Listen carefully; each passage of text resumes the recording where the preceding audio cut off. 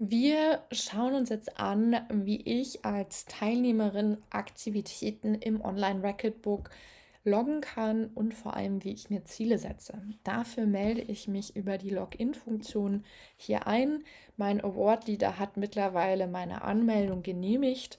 Diese Benachrichtigung erhalte ich auch hier. Das kann ich einmal wegklicken. Und das ist jetzt die Browser-Funktion. Es gibt das Ganze ja auch als App. Wir schauen es uns jetzt im Browser an und hier sehen Sie auch schon die verschiedenen Aktivitätsbereiche, die nur darauf warten, dass ich sie anklicke und ausfülle. Und zwar haben wir jetzt den Bereich Talent. Da habe ich mir schon ein Ziel gesetzt. Da schaue ich einmal durch die Kategorien, ob da etwas für mich dabei ist. Mir ist jetzt wichtig, mich für den Umweltschutz einzusetzen. Das ist die Kategorie Umwelt, Natur. Wir haben hier auch jede Menge Unterkategorien. Da schaue ich einmal durch. Und ich hatte mir überlegt, dass ich tatsächlich mich mit Forstkunde näher auseinandersetzen möchte, zusammen mit einem Förster. Und da setze ich mir jetzt noch ein smartes Ziel. Zum Gutachter, das ist relativ straightforward. Dann der Förster, da trage ich dann einmal den Namen ein, hier Frau Förster, und die E-Mail-Adresse, damit diese Person kontaktiert werden kann. Optimalerweise auch noch eine Telefonnummer. Und hier unten kann ich aussuchen, ob das mein Schwerpunkt sein soll. Gerade beim Bronze Award muss ich mir einen Schwerpunkt aussuchen, der dann nicht 3 Monate dauert, sondern 6 Monate. Da mir Umweltschutz besonders viel Spaß macht, suche ich mir eben den Bereich Talent und hier Forstkunde als Schwerpunkt aus.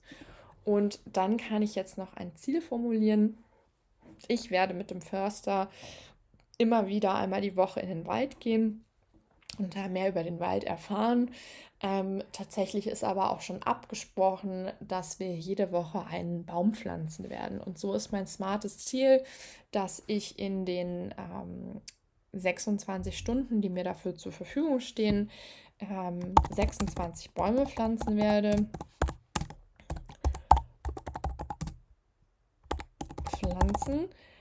Ich kann natürlich auch noch Ort angeben oder Baumart und dann noch spezifischer werden. Außerdem möchte ich jedes Mal 5 neue Fakten über den Wald lernen. Diese Fakten kann ich dann auch im Online-Recordbook loggen, dass mein Award-Leader den sieht. Je spezifischer ihr seid, desto einfacher fällt es euch natürlich auch, dieses Ziel zu erreichen. Und dann klicke ich jetzt auf Setup und sehe hier eine kleine Uhr. Ich kann jetzt nämlich noch nicht sofort anfangen. Ich muss jetzt erst auf meinen Award-Leader warten, dass dieser das bestätigt und mir sagt, okay, es ist ein smartes Ziel, das hast du alles richtig gemacht. Vielleicht schreibt er mir aber auch zurück und sagt, hey, irgendwie 26 Bäume und 5 Fakten, das ist doch nicht herausfordernd genug. Geht da nicht noch mehr? Und dann kann ich das Ziel nochmal neu formulieren und mir vielleicht 40 Bäume vornehmen und 10 Fakten oder mir ganz was Neues aussuchen. Hier unten bei der Expedition, das lädt dazu ein, eine Expedition auszusuchen. Hier die Bitte an die Teilnehmenden, das nicht zu machen. Das wird euer Award-Leader tun und euch dann zur Expedition hinzufügen. Sonst, ihr könnt es euch vorstellen, ihr seid vielleicht 20 Personen, legen 20 Personen eine Expedition an. Dabei braucht es für die Menge an Leute eigentlich nur 3 bis 4.